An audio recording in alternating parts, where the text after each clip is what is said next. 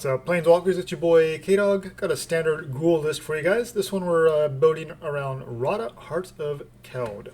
Radha is a 3-mana 3/3 legendary elf warrior. On your turn, she has first strike. We can look at the top card of our library at any time, and we can play land cards from the top of your library. You can pay 6 mana to give it +X/+X, and on a turn where X is the number of lands you control. So Radha is just kind of a nice card that works really well with some things that already exist in Gruul. There's definitely more ways you can go more all in on the top of your library. Radha definitely seems like one of those cards that has a lot of potential to be used in maybe some combo decks, other kind of value engines like that. We're just going to play it really simple here with Radha and Vivien. They both combo really well with both being able to look at the top card of our library. Of course, if you have a Radha and a Vivien out, if it's a land, you can play the land off of Radha. If it's a creature, you can play the creature off of Vivien. So that's pretty sweet. So obviously we're Gruul, so we're pretty much going to be aggressive, but if we do need to kind of slow things down, if we are up against a removal heavy deck, we need to kind of rebuild. We definitely have some nice late game as well, so that's kind of one of the fun things about this list as well.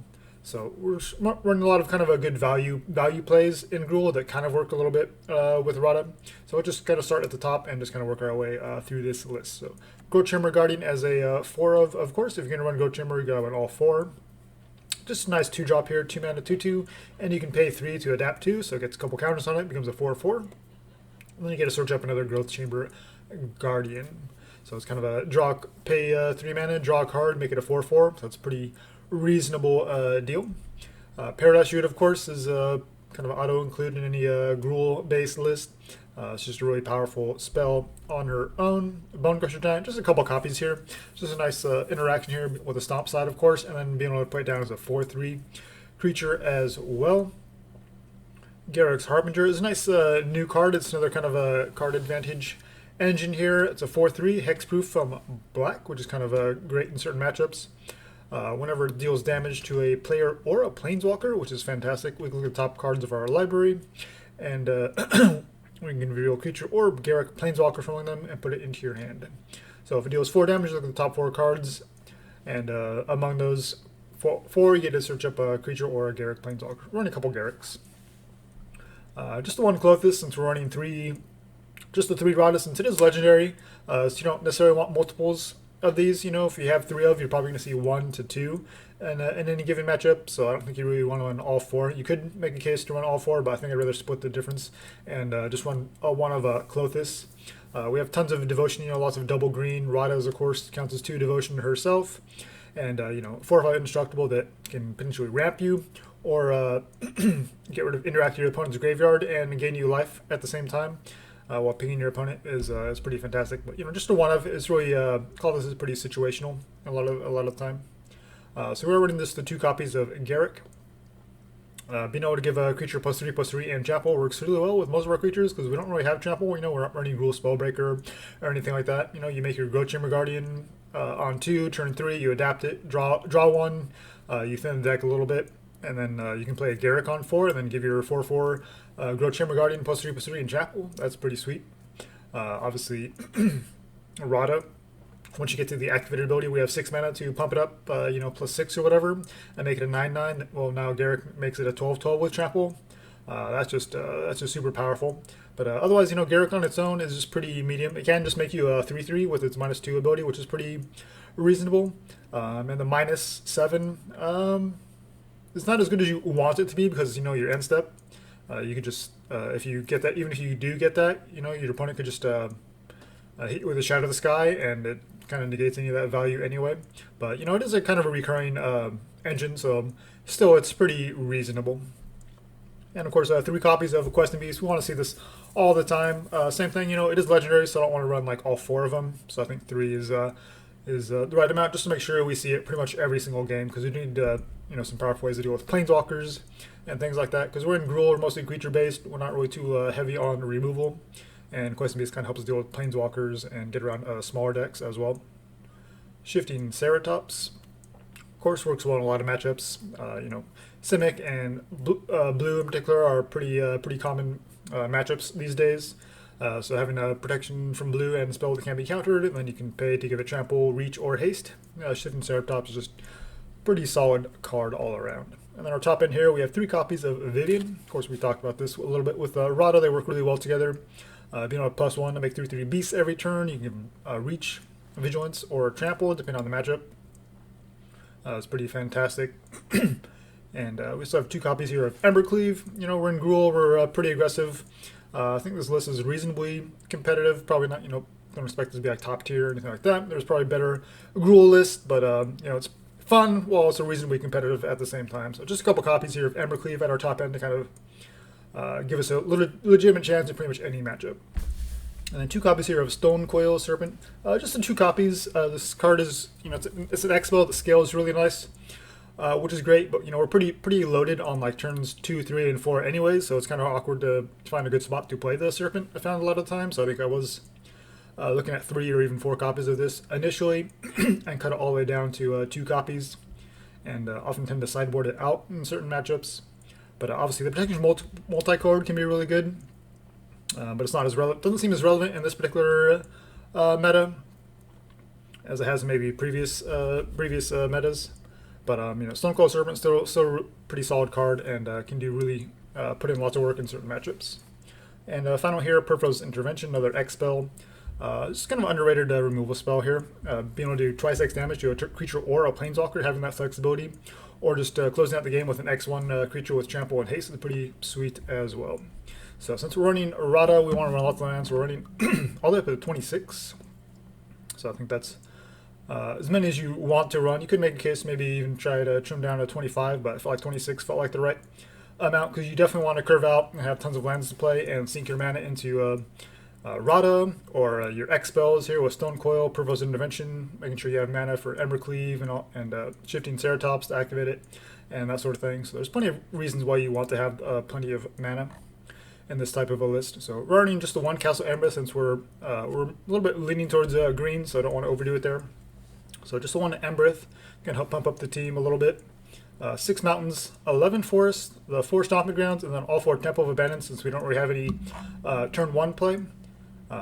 You know, no arboreal grazers, anything like that. You could make a case for that, but just not really a huge fan in kind of aggressive type lists. So that's the main list. So sideboard, obviously we have ways to protect ourselves from removal and sweepers. So 3 heroic interventions gives all of our permanents, not just creatures, but all of our permanents get hexproof and indestructible in ton of turn. That's pretty sweet. So just having this flexibility for 2 mana to protect your planeswalkers, your creatures, from Shadow the Sky, from spot removal. Heroic Intervention is a all-star. A couple Scavenging Ooze. We'd have the Klothys here in the main deck as a kind of a little bit graveyard interaction, and we can also bring in the Ooze for some additional graveyard hate as well. Just pretty solid creature. 1 Spyglass. You definitely need ways to deal with Ugin has become kind of the bane of standard, it seems like. And Spyglass seems like a pretty reasonable answer if you're not in blue or black, where you can have the discard or counterspell effects. You're probably going to have to run at least 1 or 2 copies of Spyglass in your sideboard, so you can kind of shut that down. And just the 1 copy here. Couple Flame Sweeps. We are, you know, pretty firmly in the kind of mid-range territory, so we need ways to deal with those really go wide aggressive decks. So just a couple copies here of Flame Sweep. And then Soul Sear, just a really fantastic new removal spell from Core 21, being able to do 5 damage to your creature or planeswalker, and then that loses indestructible in end of turn. Definitely seems like it's a must in your sideboard as well, even the main deck in certain decks. And life gain got quite a bit of help with Core 21, so I definitely think Tibalt is also kind of an auto-include. If you're in red, you need to shut down the life gain. You know, we are pretty aggressive deck, and we can go over the top of people. But I still found that life gain can be pretty annoying to deal with, so I still want to run Tibalts even in a list like this. And then, of course, we need some artifact and enchantment hate, so 3 copies here of Gemrazer. Alright, that's the list, and we'll jump into some best of 3, see how we do. Alright, up against Cosmic Minds. There to go first, perfect. Wow, triple Radha. I mean, we do have the Stomp from the Bonecrusher Giants, but I think having 3 Radhas makes this a no-go. Ooh, this is pretty awkward as well. Probably have to pitch the Embercleave, since we're not going to be using it anytime soon. So I think we'll just Stomping Ground and Intervention something, depending on what they do here on 1. It's like if it's like a Knight of Ebon Legion or something like that. Otherwise, it's probably just Stonecoil for 2. Okay, Fatal Passage, gonna show us what they're up to. Island, that's pretty nasty. We could Stonecoil for 3, but I think we'll just go ahead and drop it down. See what we draw next turn. There's definitely lots of 3-drops we could hit. So, and we have the Intervention as well to kill their turn 2 play. And we did find a 3-drop. So it looks like we're on Cynic. We're on Flash, Ramp. That resolved immediately. So probably just some kind of a ramp deck that got off to a slow start. Ooh, Soul Tie. Okay. No good turn. No land here for a turn 4 play, so we'll just Druid. I guess if they have a sweeper, we'll grab a Radha actually. Could have a ritual or something. Now they have a counterspell. No Escape. That's not a counterspell you see very often. Okay, so it goes to Exile instead. Well, opponent's down to 12, so. Still no land drop. Well, we'll swing. See if our Harbinger connects again.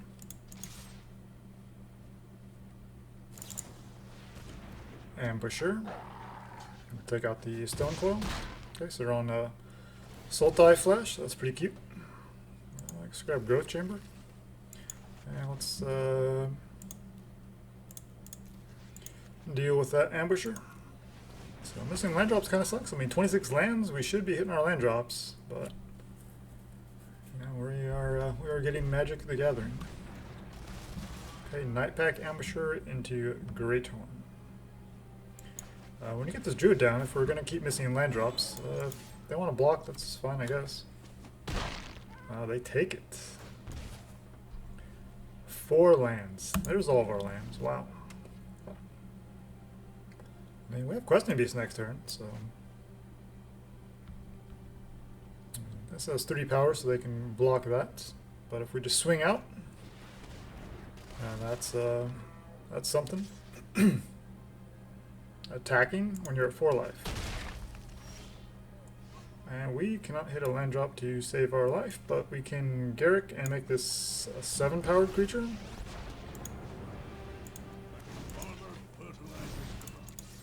So they can block 4, take 3. Yeah, I mean, if we're on our 4th land, it's would probably be pretty much over, but wow, being stuck on 3 lands. We did mulligan to 6, but still, you think you would still draw lands. They go down to 1, but I guess they decide they've seen enough. Okay, so I guess it's Soul Tie Mutate slash Flash. So that seems pretty obnoxious. Klothys doesn't seem amazing. Bonecrusher also. If we don't have anything to stomp, then usually you can take out the Bonecrusher Giant. I mean, when it's any life gain, no reason to believe they're running Planeswalkers. Didn't see any artifacts or enchantments we have to worry about. Probably just the 1 Heroic Intervention, just give a little bit of spot removal. Soul Sear, nice instant speed, we can kill the Ambusher, or pretty much any of their creatures it looks like, except for, the Star X is a 6/6. If they're assuming they're running Auspicious Starks. Could run the Ooze if we can fill up their graveyard with creatures, but it doesn't seem likely. So I think we'll just go like this. When in doubt, less is more. Actually, let's minimize that.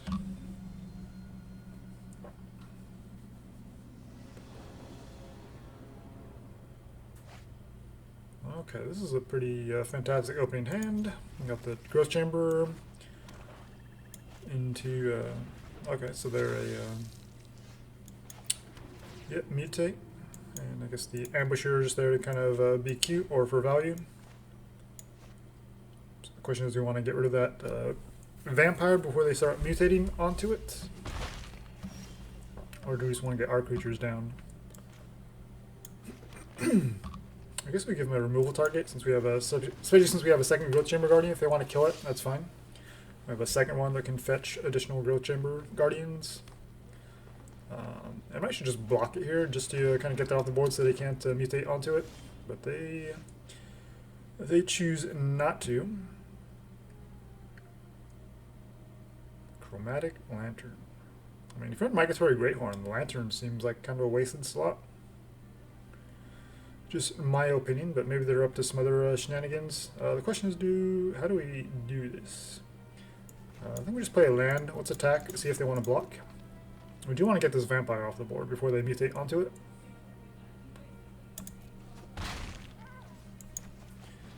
So let's just kill it. So not the most efficient use of our turn, but definitely want to deal with that before they start mutating bigger creatures onto it and getting a bunch of life that way. It's going to make our life difficult in the long run. Beast Whisper. Okay.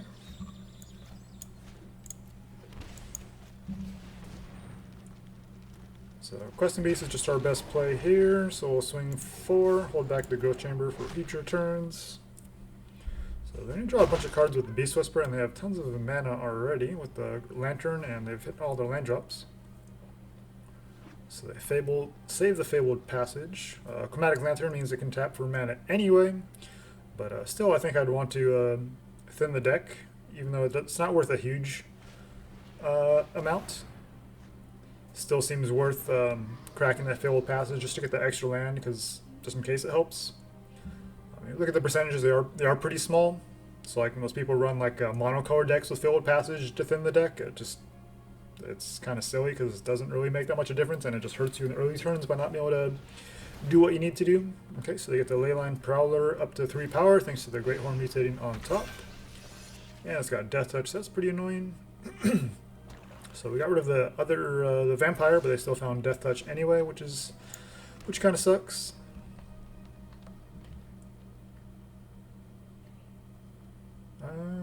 Yeah, let's just attack, see what they do.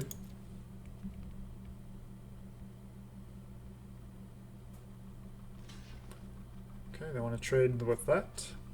I think I'm fine with just hitting for 2. We get the Greathorn off the board, so it's Harbinger plus Growth Chamber, just to be efficient, I think. I don't think it makes a huge difference for an extra 2 points of damage, or they'll just get the extra 2/2 on board, and then we have more options next turn to attack both, and then whichever one goes unblocked, we can mutate. Okay, Wilderness Reclamation just to be cute. Like, if you're not doing anything with the mana, there's not really any point in running Wilderness Reclamation. It's kind of a wasted slot. Just so you can run Knappack Ambusher. Like, okay. So we have 4 or 5 mana here, so we're going to need to attack first and then maybe activate. So 2 cards in hand. Stonecoil, a pretty reasonable draw as well. Let's go to combat and see what they do. Even if they flash into Ambusher, we still have the ways of dealing with it. So it's a pretty cute deck from our opponent. Like, really overthinking it with the Lantern and the Wilderness Wreck. Like, yeah, you got paid off here by drawing one of your presumably 4 ambushers, but you know, at the end of the day, you're talking about a 4/4. I think I actually just want to add more to the board here. So we draw first. We've not had much luck, even though we're pretty heavily creature-based. Radha down, so we got the Vivien next turn. So I think we'll just put out the Stonecoil for 2. It at least gives us something else to give trample to. But we'd like to find more lands. Kind of funny how we've been a little bit screwed on lands, even though we're running a full 26. And we've done okay this game. We were up to 5, which is fine. But you just kind of see how hungry we are. There's a Temple of Abandon. Do we want Growth Chamber? Not when we can draw a Growth Chamber, we don't. Probably most efficient would be to run Vivien.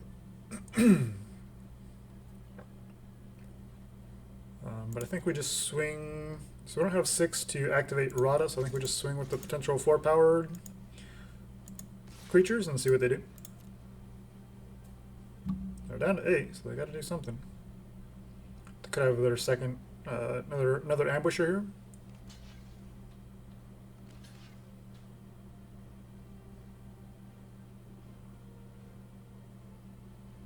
Okay, so they block the what, the Beast Whisperer?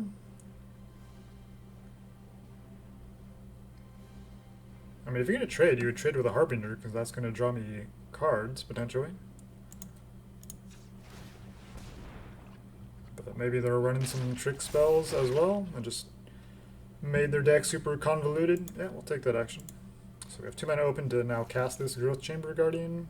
So Vivien number 2, which is not ideal.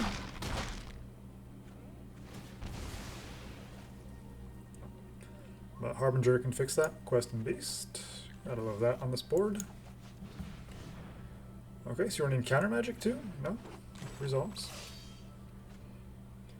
Sweeper would kind of suck, but I mean, we have the Questing Beast. But if it's like a Ritual of Soot, then obviously that cleans up our board pretty good. Yeah, everything off our board is gone. They keep their Ambusher, and they just have lose their 3/3. But yeah, kind of a cute deck from our opponent, and you can see them kind of paying the price there for it. Okay, it means Drugo.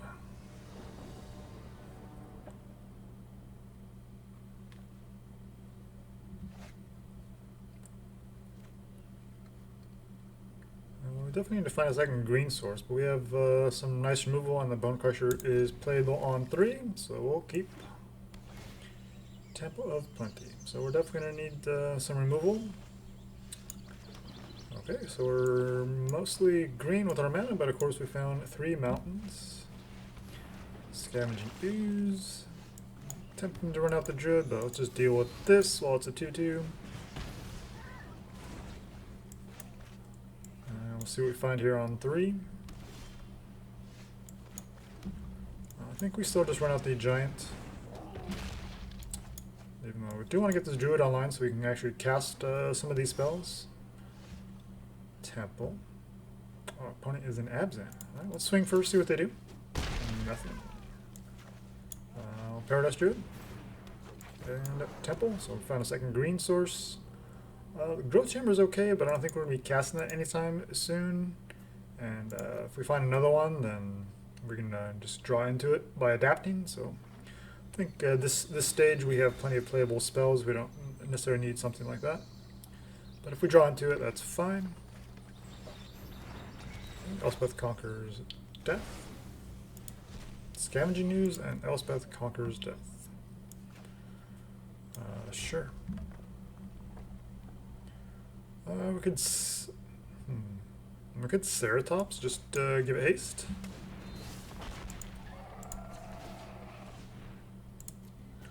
Definitely have to wear a Shatter to the Sky.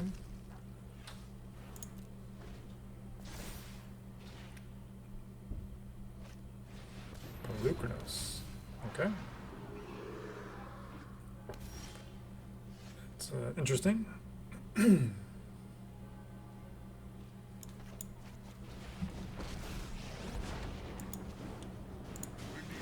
We'll give it trample.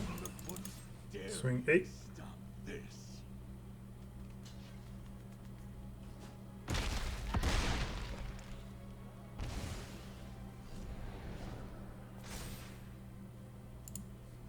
Just bring it back. They're down to 9. And they go for the Ooze. So they want to escape Pelucanos, but they don't have anything to escape with. The undead make great minions. So they just wanted to bring the Ooze back to draw a card, I guess.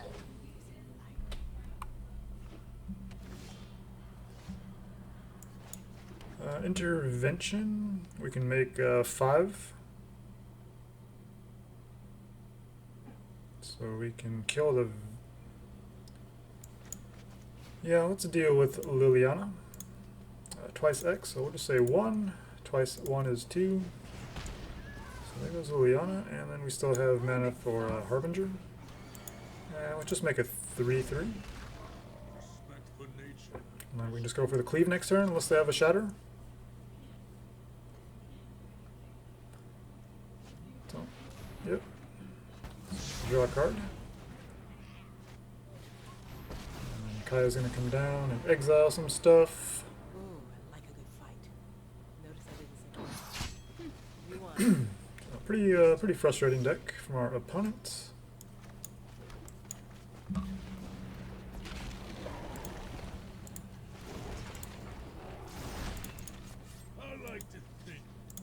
That was a perfect draw, and that's why we're running 3, just to guarantee that we see them, so that we have a reasonable chance in any matchup. Are they at the escape territory now? Was it 6? 6 other cards. Yep. 1, 2, 3, 4, 5. They have exactly 6 other cards they can escape with. And manually tapping. Oh, they have Elspeth Conquers Death. I mean, they're just about out of cards. Another Ooze.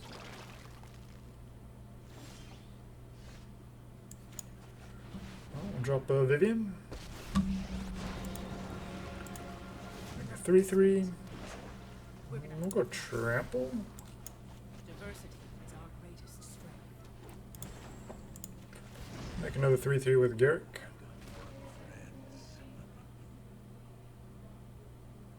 They're running out of resources. They're down to 2, but then they gain life off of Ooze. But I still think we can, even if they escape here, we can still probably get them with an Embercleave. Just as long as they don't have a Shatter, I think we're okay. I think we can win this one. But yeah, pretty annoying mid-range deck from our opponent with lots of removal and then some good value creatures with the Ooze and Purphoros. Nice to see Purphoros getting some play. I know I've played with it quite a bit, but it doesn't seem like other people really play with it a whole lot. They have one card. They're looking at our Vivien. They're looking at their Purphoros. Looking at Garruk. Okay, Mythos of Nethra. That's a fantastic removal spell. So they decide to get rid of Garruk so we don't have the trample. Radha. We'll just make a 3/3, I guess.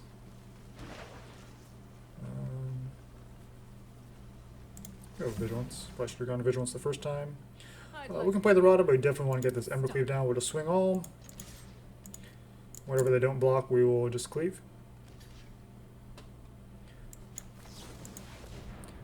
We could cleave on the this one, but yeah.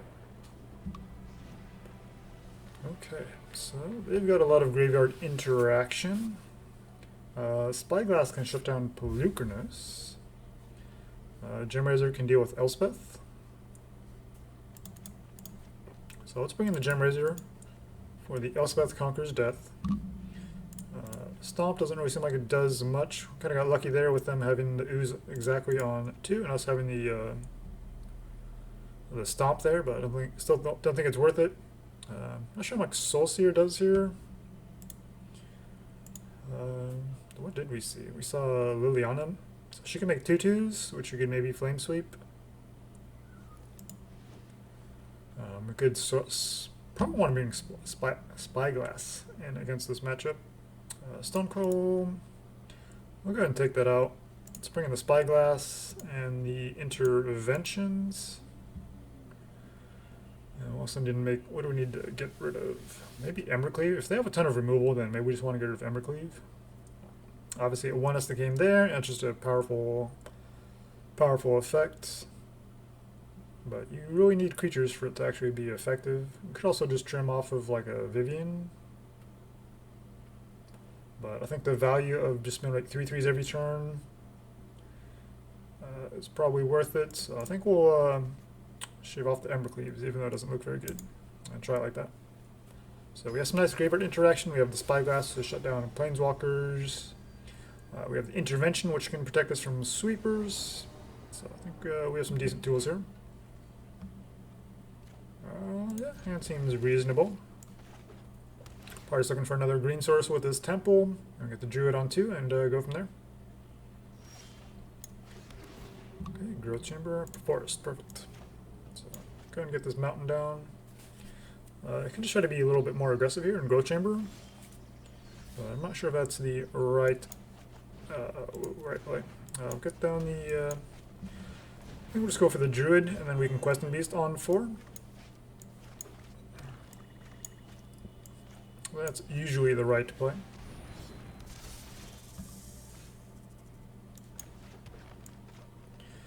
Could also Gemrazer just to blow that up and swing 4. That's kind of the same thing.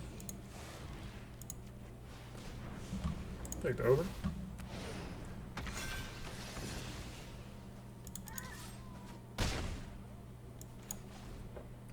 Better to deal with what you know than try to play around something they may or may not even have on time. And so we hit for 4. They don't seem to have a Mythos here, so yeah, put them down to 8. While we shatter incoming here. If we draw a land, we'll just go Vivien. If not, we'll probably just go. We have options here to go Growth Chamber or Paradise Druid, but they find the Elspeth. Just a no. I think we'll just go 1 Growth Chamber Guardian and just kind of hold up. Okay, Tolsmere comes down, fights our Growth Chamber, gains them some life. It's pretty annoying. Swing 4. If they want a double block, we'll take out the Tolsmere, I guess.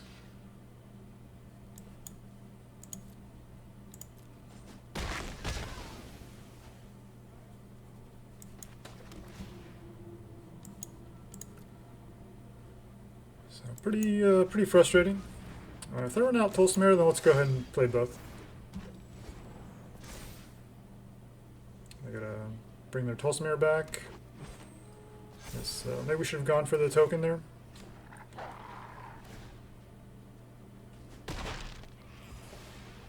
So up to 10. We're not in a good spot here. Oh, Liana. Okay. Well, they got there. Pretty frustrating. But now we get to go first. I mean, Abzan is a really strong list. You know, I built Super Friends in Historic, and that felt really good. But even in Standard, you have so many good options. Okay, we have Growth Chamber on 2, and then we have options to Adapt or Gemrazer on 3. We're looking for more lands. Yep, perfect.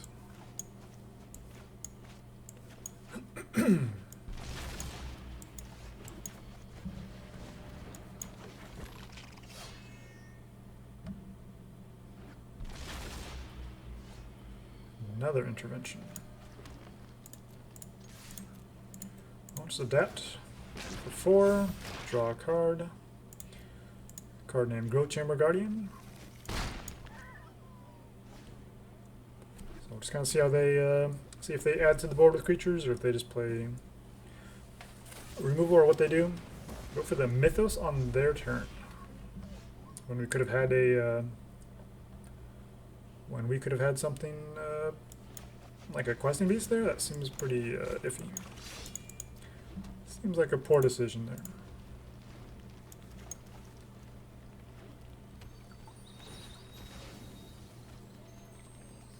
So they're pretty well set up mana-wise now with the 2 Triomes. Going for a second green source. Palukranos. Yeah, we are not doing so good here.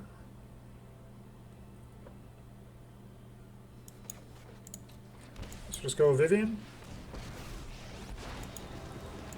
And make a 3/3. Pass. And if they want to attack us or Vivien, we can just throw our 3/3 in front of it. Nope, they just have Elspeth. Yeah, feels like our opponent has just kind of answered us quite nicely here. But not even attacking. Okay.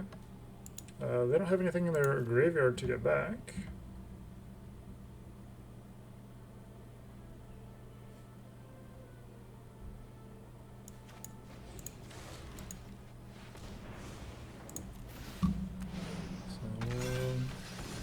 Get the Elspeth off the board. Paradise Druid, I guess. Say go. Shatter would suck pretty hard here. Just a Tolsmere. Up to 17.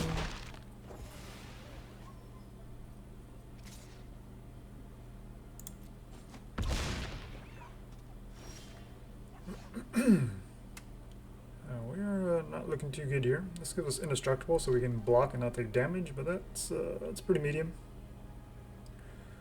We can ooze and do a bunch of things with that. Let's just deal with the Tolsmere here. And swing 4.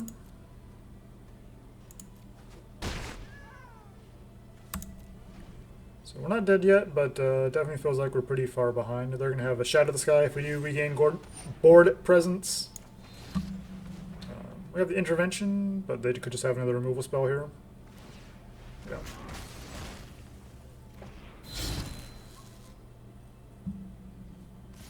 Are they close to escaping? Yes, they are. So they'll just take the 2. Oh, just going to swing 3. Can't make up their mind.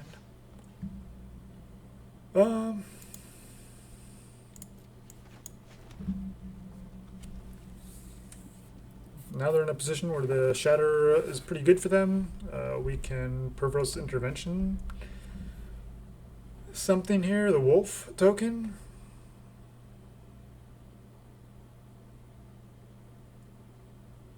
Three cards in hand, that just sucks. If they were on top deck mode, then I would feel much better about this, but just the fact they still have so many cards in hand, and they've been able to deal with all of our best threats so far, it's pretty frustrating. We've got no value off our Growth Chamber. They've been able to answer it pretty much every single time. We can Ooze here. I think that's probably just our best play. And just eat away at their graveyard.